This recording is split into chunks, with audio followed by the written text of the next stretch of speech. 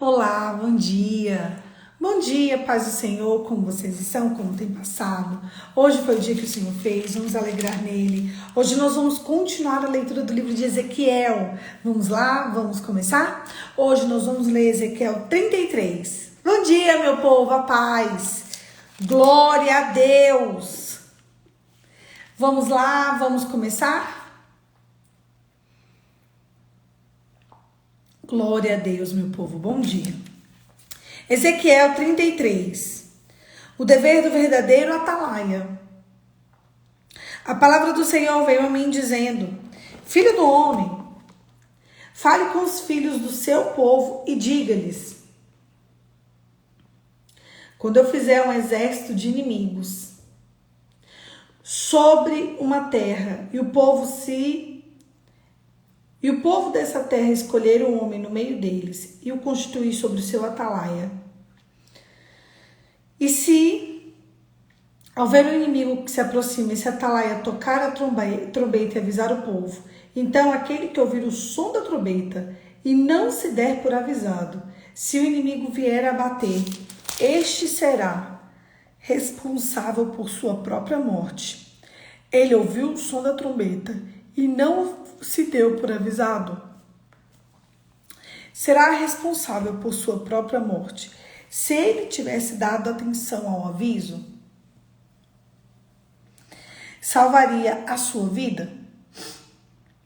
Mas se o atalaia vir que vem o inimigo e não tocar a trombeta, e o povo não for avisado, se o inimigo vier a bater, um deles, esse foi abatido na sua maldade, mas quem será responsável pela morte será o atalaia. Quanto a você, filho do homem, eu constituí por atalaia sobre a casa de Israel. Portanto, você ouvirá a palavra da minha boca e lhe dirá o aviso da minha parte. Se eu disser ao ímpio que ele certamente morrerá e você não falar para advertir o ímpio do seu mau caminho, esse ímpio morrerá e na sua maldade, mas você será responsável pela morte dele.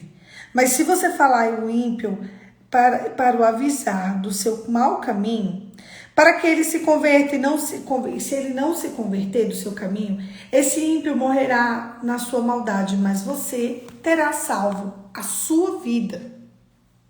Filho do homem, diga à casa de Israel, vocês dizem: visto que as nossas transgressões e os nossos pecados estão sobre nós, e nos desfaleceremos por causa deles, como poderemos viver? Diga-lhes: tão certo como eu vivo, diz o Senhor Deus, não tenho prazer na morte do ímpio, mas em que o ímpio se converta do seu caminho e viva. Convertam-se dos seus maus caminhos, porque vocês haveriam de morrer, ó casa de Israel. Filho do homem, diga aos filhos do seu povo: a justiça do justo não livrará do dia da sua transgressão. Quanto à maldade do ímpio, não cairá por ela no dia em que se converter da sua maldade, nem o justo pela sua justiça poderá viver no dia em que pecar. Quando eu disser ao justo que certamente viverá, e ele, confiando na sua justiça, fizer maldade, não me lembrarei de nenhum dos seus atos de justiça. E ele morrerá por causa da injustiça que cometeu. E quando eu disser ao ímpio que certamente morrerá, e ele se converter do seu pecado, fizer o que é justo, reto, restituir o penhor e devolver o que roubou, andar nos estatutos da vida, e não fizer maldade, certamente viverá, não morrerá. De todos os pecados que cometeu, nenhum deles será lembrado contra ele. Fez o que era justo e reto, certamente viverá. No entanto, filho do seu povo, dizem: o caminho do Senhor não é reto, mas o caminho deles que não é reto. Se o justo se desviar da sua justiça e fizer maldade, morrerá nela.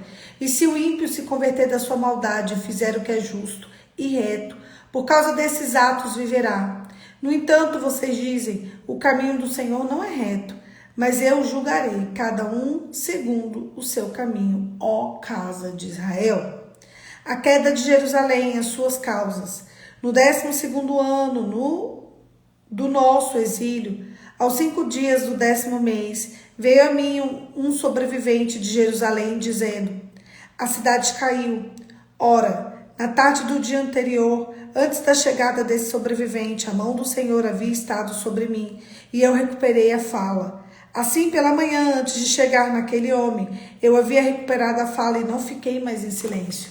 Então a palavra do Senhor veio a mim dizendo: filho do homem, os moradores deste lugar deserto, da terra de Israel, estão dizendo: Abraão era um só, mas possuiu essa terra. Ora, como nós somos muitos, certamente essa terra foi nos dada como propriedade. Por isso, diga-lhes: assim diz o Senhor Deus, vocês comem carne com sangue, levantam os olhos para os seus ídolos, cometem assassinatos e ainda pensam que hão de possuir a terra? Vocês confiam em suas espadas, cometem abominações, cada um de vocês contamina a mulher do seu próximo, e ainda pensam que hão de possuir a terra? Diga-lhes que assim diz o Senhor Deus, tão certo como eu vivo, os que estiverem em lugares desertos cairão à espada, e o que estiver em campo aberto eu entregarei aos animais selvagens, para que os devore, e os que estiverem em fortalezas, em cavernas morrerão de peste. Tornarei a terra em desolação e espanto, e o orgulho do seu poder chegará ao fim. Os montes de Israel ficarão tão desolados que ninguém passará por eles. Então saberão que eu sou o Senhor, quando eu tornar a terra em desolação e espanto por todas as abominações que cometeram.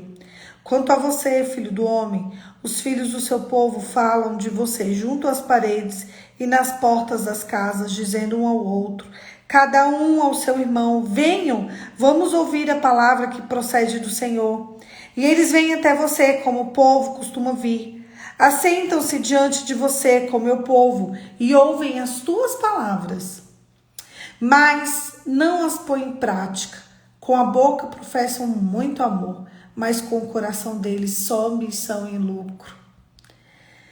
Para eles você não passa de alguém que canta canções de amor com uma bela voz e é um bom músico porque ouvem as suas palavras, mas não as põem em prática. Mas quando isso vier, certamente virá. Então saberão que um profeta esteve no meio deles. Eita!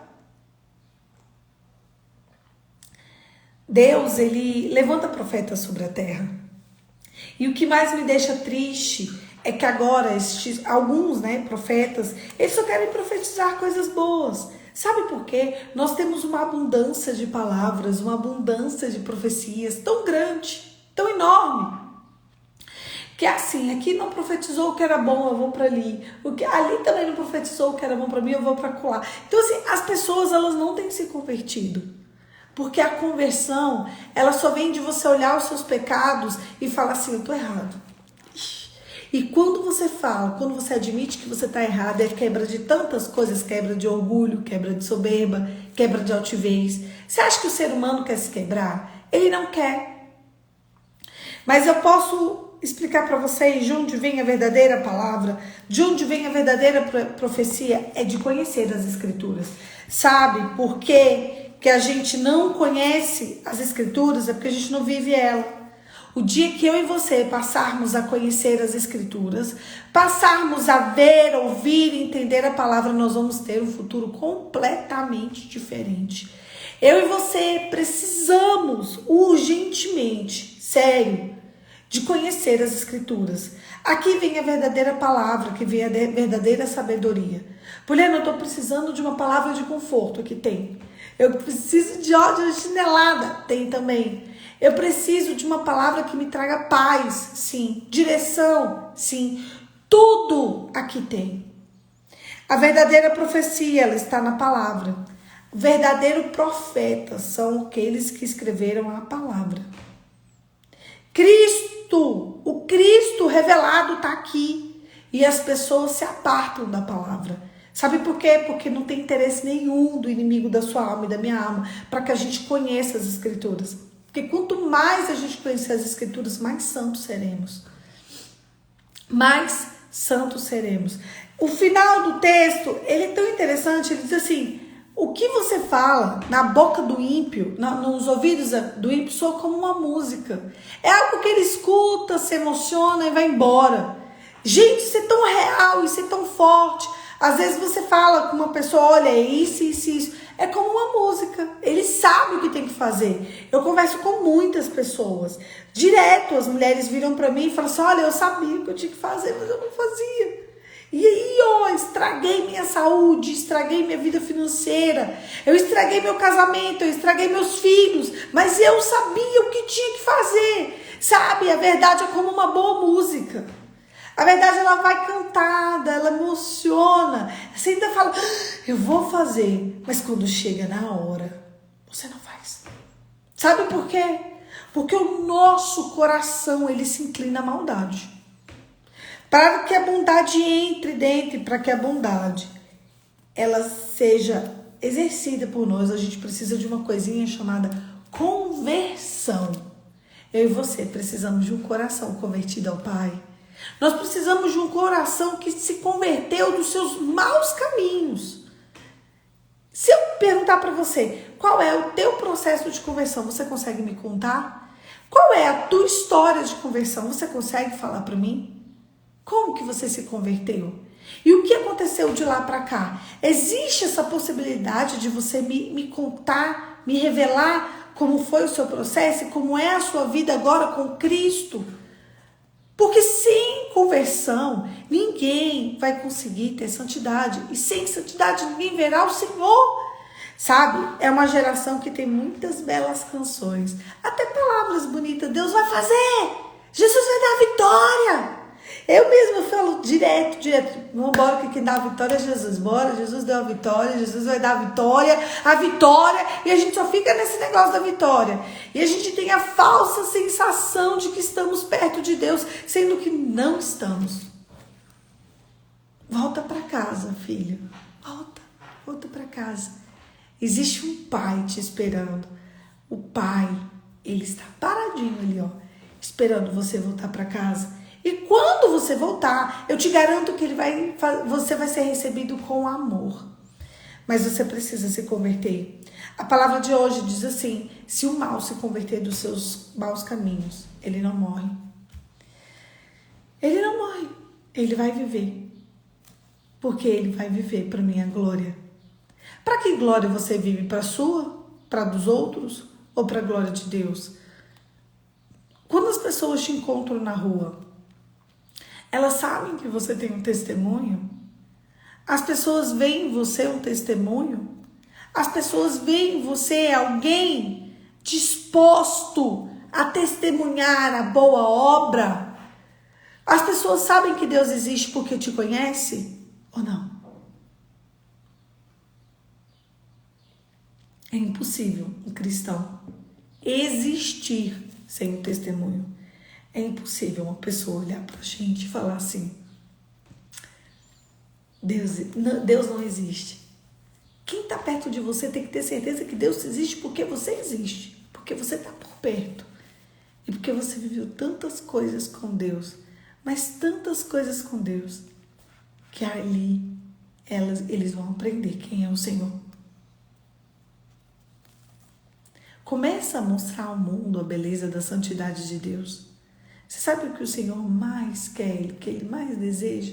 É que você esteja pertinho dEle e Ele comande a sua vida, Ele comande a sua história e Ele seja o Senhor da tua situação, de todas essas situações. Deixa eu te contar, você pode ter perdido o controle, eu posso ter perdido o controle, mas você sabia que Deus não perdeu o controle? Deus não mente, Deus não engana, Deus não erra e Ele não perde o controle, nunca. Deus não sai do controle. Não está. Isso mesmo, a verdadeira vitória é morar no céu. E as pessoas estão perdendo com foco em outros lugares, em outras situações. A vitória maior é receber a coroa de ouro no final de tudo. E que o Senhor diga, servo bom e fiel, entra no gozo do teu Senhor. O que você espera? O que você espera da vida? O que você espera disso aqui? Eu e você, nós precisamos esperar uma única coisa, a salvação.